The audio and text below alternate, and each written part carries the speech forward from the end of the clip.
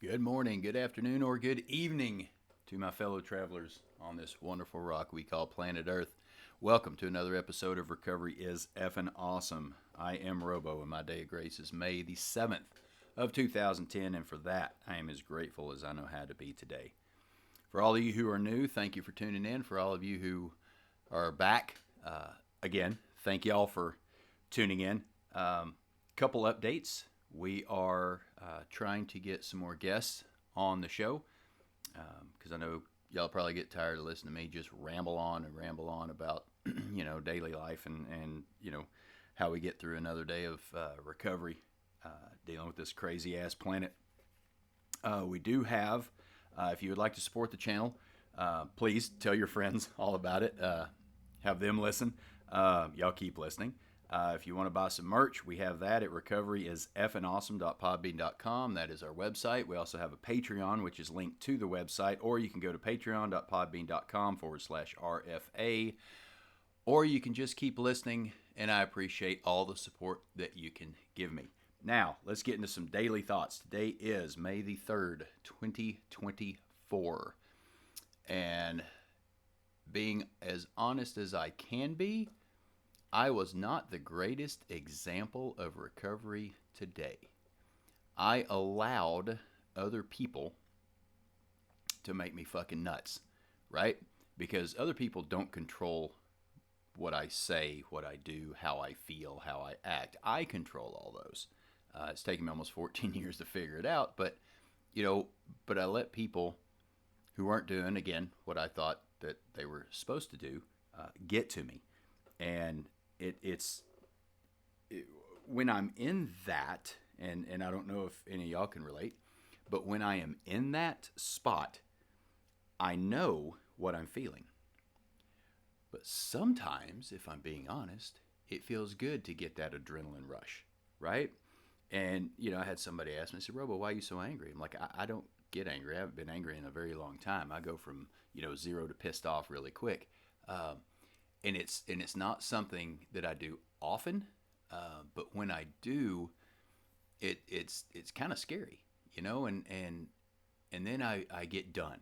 Like I'm not resentful, I'm not pissed off, I'm not rageful, I'm just done. And when I am done, I get really quiet, and my brain shuts off, and I just don't give a fuck. And to me, that is a dangerous place for me to stay. And I don't stay there very long, and it doesn't happen very often. But when it does, I recognize it. I know what's happening, and I quickly, get out of it. Fortunately, I have people who text me, and so when I get a little irritated or frustrated with just bullshit going on, and I let shit get to me that really shouldn't get to me, because I should be better than that by now. It's nice to, that kind of snaps me back into reality.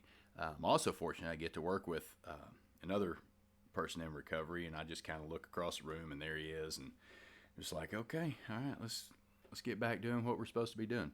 And it's not a difficult thing, but I find myself getting that way, and it's not because I'm, not going to meetings, or not doing my prayer and meditation. I keep doing the same things every day that I've been doing, but it's just I let people get to me, and I don't know if you guys can relate. I'm not perfect. I'm still yeah, I've been sober almost 14 years. I should be better than this by now, but I'm still at my very core a human being, right? So it takes time for me to get rid of all those character defects, which I try to work on. I don't try. I work on them every day. There is no try. You either do or you don't. That's the way I look at it. It's amazing how I can see it, I can feel it, I can recognize it, and then I can do something about it. Whereas before in my addiction, I just didn't give a shit, and I'd start throwing stuff, and I'd say stuff that I really didn't. Well, actually, I meant it, but it was very hateful and harmful because, when I feel attacked, or I feel threatened, in fear, then my walls come up, the guns come out, and I will verbally just beat you down and make you feel like you're really small. And I don't do that anymore, thank goodness, because it ain't right, right? It's just not, that's not the way for a mature human being, especially one in recovery, to act. So, you know, there it is. Again, I'm not perfect. I do the best I can with what I got. So there is this book. It's by Dr. Thurman Fleet. It has absolutely, it's not, whatever approved by whatever 12-step program you attend. And again, I do not speak for any 12-step program. I speak for me. This is my recovery journey. This is what I do.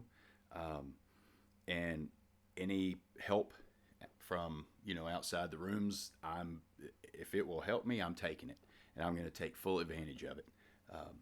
And if people have a problem with that, then go listen to another podcast. But this is by Dr. Thurman Fleet. He has a book called Rays of the Dawn.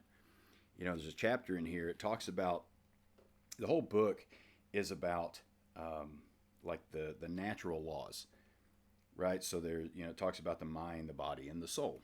Well, what I was reading this afternoon when I got home from work, I just flipped it open. It was page 33. It's on fear, oddly enough. And it says the first destructive force to consider is that fear. Fear in the mind disturbs the entire makeup of the human being body, mind, and soul. Fear paralyzes growth and therefore should be controlled. After acquiring knowledge of the law involved, we will no longer fear to rule or disrupt our being. And in the degree we liberate ourselves from the bondage of fear, we will enjoy greater health and happiness and of greater peace of mind.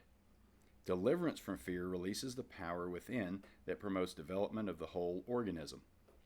I don't know about you guys, but if I'm in fear, I can feel it, right? Like my hands my palms will get sweaty, or I'll get that weird sensation in my stomach, right? Or I can just feel it. And it goes on to say fear is the antithesis of faith. It is based on a lack of confidence or an apprehension of danger, unhappiness, doubt, anxiety, worry, dread, hatred, anger, horror, fright, shock, or terror. All these emotions are indirect results of different phases of fear. Each shares the general characteristics of the state known as being afraid of some thing, person, influence, or action not desired, and hence fear is in direct ratio to this undesirability. Then it goes on to say, this is just hit me right square in the face. It says, our mental state is frequently the result of thinking about a fear in regard to its probate effect on our own happiness, or perhaps indirectly on the lives of others. It is an emotional state of mental disquest, unrest, unease, which is dis-ease, wrongly called disease. Through a knowledge of the laws governing the mind has control over itself and over the body. It can intellectually carry the body safely through many occurrences that would otherwise create an unhealthy state and eventually result in the untimely death. Chaos and fear in our thoughts will produce suffering and disease in our bodies. That is unbelievable. Fear is a stimulus to action, and the individual instinctively prepares for a fight or flight. Primitive humans found an outlet for this preparatory energy by contending with human and animal enemies with such natural forces that were hostile to their well-being. In modern life, these preparatory reactions do not always find expression in physical exertion. In fact, such expression is a rare occurrence.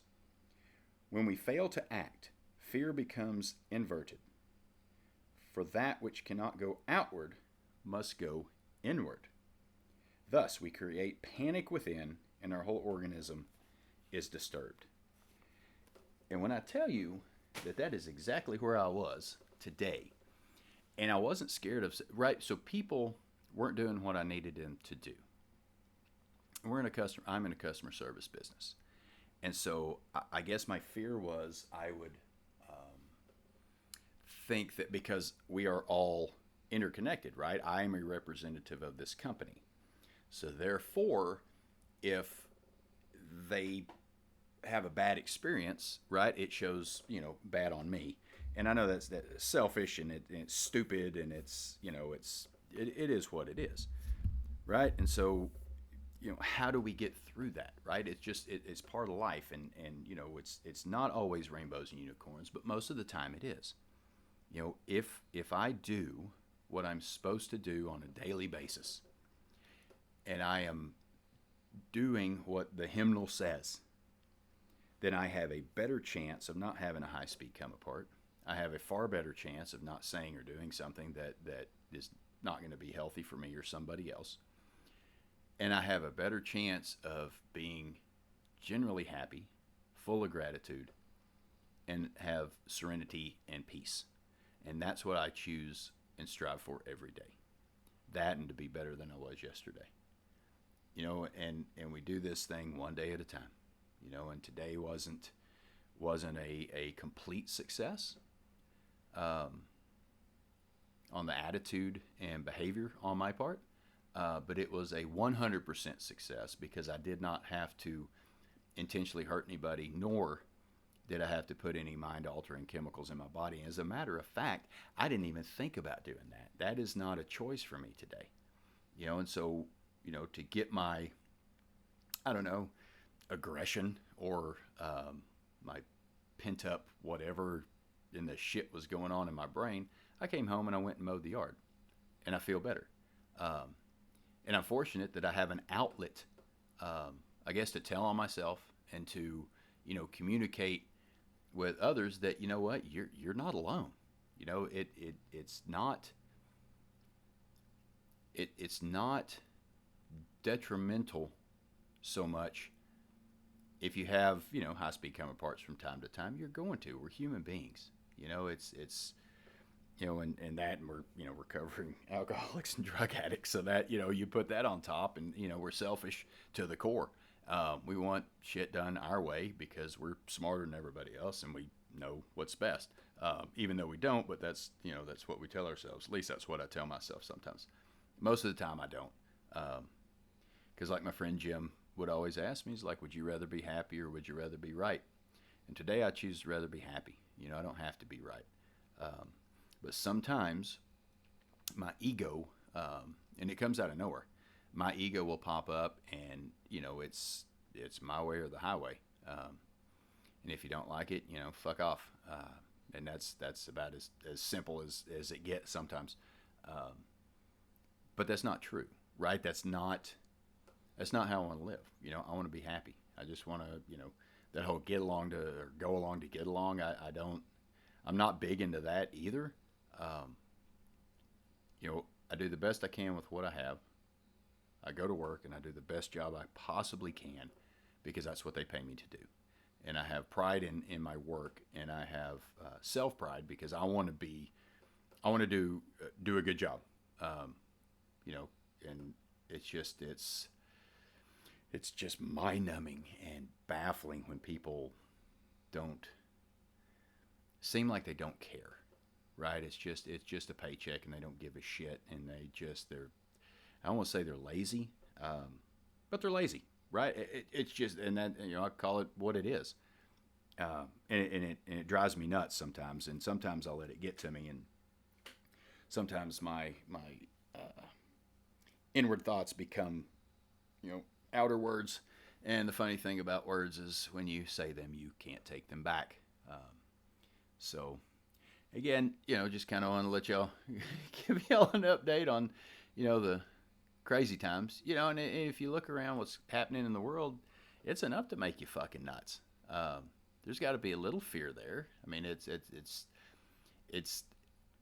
would be irrational, I believe, my opinion, to look about what's going on in the world, whether it's your college protests or the wars kicking off in Ukraine or the Middle East or Taiwan, and not be a little, I don't want to say fearful because that's the wrong word, apprehensive. Let's use that word. And yes, I use big words and it makes my brain hurt.